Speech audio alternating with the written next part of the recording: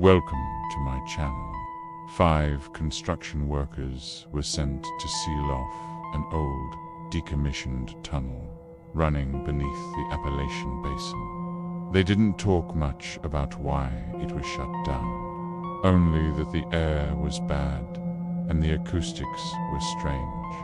But as the 5th worker, Sam Vega, descended into the earth that day, he felt more than just a chill. He felt the silence. Down there, the silence was so thick you could feel it pressing against your ears, like sound couldn't survive. Above, the muffled thump of drills and distant shout carried down through the shaft like a half-remembered dream.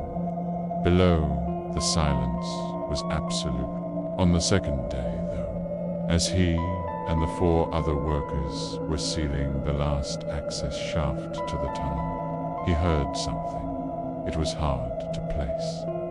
Not words, exactly, but something like breathing, wet and labored. It had to be coming from one of the crew, because there was no one else down here. When he told the foreman, he got laughed off. But that night, Sam dreamed of a hunched figure deep within the tunnel, its body made of bones stitched together with ropes of hair.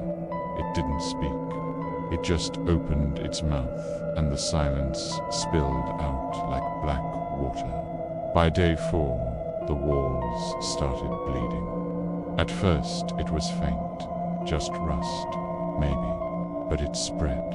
It pulsed.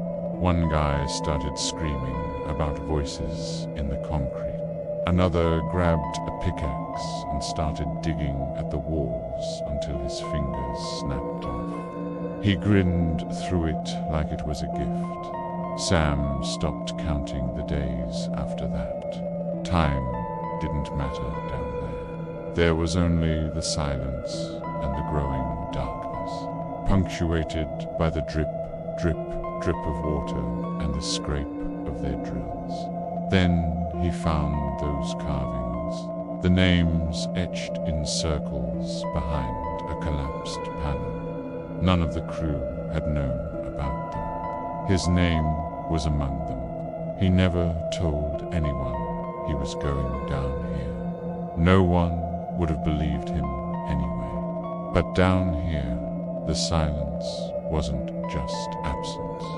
It was pressure. It was a living thing.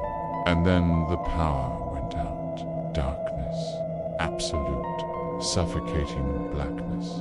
Only his flashlight worked, and the beam flickered when he pointed it at the ground, casting grotesque shadows that writhed like things alive. The silence grew so loud it made his nose bleed. Then he heard footsteps, heavy, echoing footsteps. But no one was moving. No one else had a light. And when he turned around, he saw it. The thing from his dream, only it wasn't made of bones anymore.